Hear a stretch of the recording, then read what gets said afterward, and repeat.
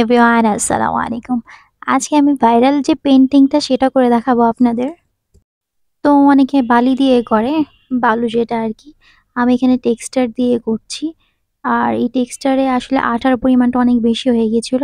অবশ্যই আপনারা জানেন যে আমি একটা গোল্ডেন কালারের টেক্সচার তৈরি করেছিলাম, যেটা কোনো একটা ভিডিওতে আছে। যাই হোক, তো সেই টেক্সচারটাকে আমি এক সাইডে এমডিএফ বোর্ড 12 ইঞ্চি যেটা, সেটার এক সাইডে আমি লাগিয়ে নিয়েছি। দেন এটার উপরে আমি একটু মাটি কালার যে কালারটা সেটা দিয়ে নিয়েছি। টেক্সচারটা অবশ্যই গোল্ডেন কালার দিয়ে করা ছিল।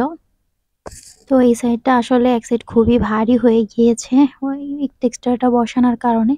আপনারা চাইলে বালি ইউজ করতে পারেন। আমার কাছে ছিল, বাট আমি এটা এভাবে একটু ট্রাই করেছি। নেক্সট টাইমে আবার ক্যানভাস আমি ট্রাই করব একটু ডিফারেন্ট ওয়েতে।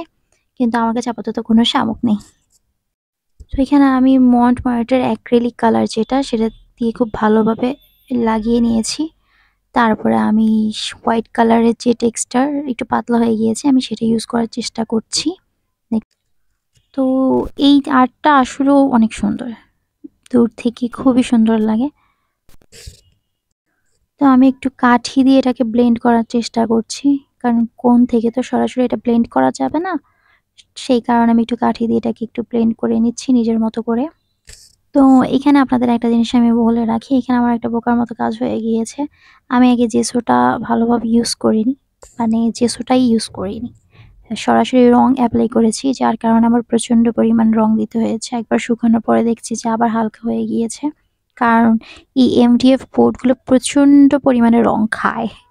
সো এটা আমার মিস্টেক ছিল, আপনারা এই মিস্টেকটা করবেন না। তো এখানে দেখেন আমি রং দেওয়ার পরে বারবার হালকা হয়ে যাচ্ছিল। তো এখানে আমি 2 কালারের ব্লুটা ইউজ করেছি, একটু নেভি ব্লু যেটা, আর একটা একটু হালকা, দেন একটু হোয়াইট মিক্স করে এটাকে একটু ব্লেন্ড করার চেষ্টা করেছি। দেখতেই পাচ্ছেন আবারও হালকা হয়ে যাচ্ছে যতবারই আমি দিচ্ছি। আপনারা অবশ্যই আগে জেসোটা ইউজ করে নেবেন, জেসোটা শুকানোর পরে রংটা অ্যাপ্লাই করবেন। আমি তাড়াতাড়ি আসলে ভিডিওটা শেষ করতে চেয়েছিলাম, তো সেজন্য আমি একেবারে করে ফেলেছি। তো মোটামুটি আমার রং করা শেষ। এবার আমি টেক্সচার দিয়ে নদীর ঢেউ যেটা, সেটা তৈরি করব। তার আগে এই যে বালুর যে কালারটা, মাটি কালারের, ওইখানে আমি আরেকটু টেক্সচার দিয়ে নিয়েছি, কারণ ওই সাইডটা একটু মোটা হলে ভালো হয়। তো এখানে দেখেন আমি আগে একটু এঁকে নিলাম কোথায় কোথায় আমি টেক্সচারটা ভালোভাবে দিব। তো সেখানে আমি দিয়ে জাস্ট আগে একটু দিয়ে নিলাম, তারপর আমি পরে একটা কাঠির সাহায্যে বা ব্রাশের সাহায্যে আপনি ব্লেন্ড করে নিতে পারেন। আমি এখানে একটা ব্রাশ নিয়েছি, ব্রাশের সাহায্যে একটু ব্লেন্ড করে নিচ্ছি। দেখতে পাচ্ছেন আমি কিভাবে ব্লেন্ড করছি। এভাবে আপনি পুরোটা একটু ব্লেন্ড করে নেবেন। ব্লেন্ড করে নিলে একটু সৌন্দর্য অন্যরকম হয়। তো আমার এখানে দেখেন টেক্সচারগুলো আবার একটু পাতলা হয়ে গিয়েছে। তো আমি সেটার উপর আবার দিব, আবার দিয়ে এটাকে আরেকটু ডিফারেন্ট করার চেষ্টা করব, যাতে এটার ফিনিশিংটা খুবই সুন্দর আসে। তো অলমোস্ট দেখেন আমি খুব ভারী করে দিয়ে নিয়েছি। এবার আমি কিছু শামুক লাগাবো নিচের দিকে। তো তার জন্য আমি গ্লু ইউজ করেছি। এখানে আরেকটা জিনিস খেয়াল করলাম যে গ্লু ইউজ করার পর যে শামুকটা বসিয়েছি, গ্লুটা বাড়তি যখন আমি দিচ্ছিলাম, ওই গ্লুর জায়গাটা সাদাই রয়ে গিয়েছে।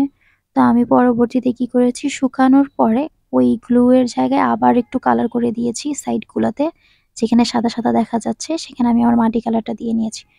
তো ভিডিওটা কেমন লেগেছে অবশ্যই আমাকে কমেন্টে জানাবেন। আর এই তো, ধন্যবাদ এতক্ষণ ধৈর্য ধরে সাথে থাকার জন্য। আল্লাহ হাফেজ।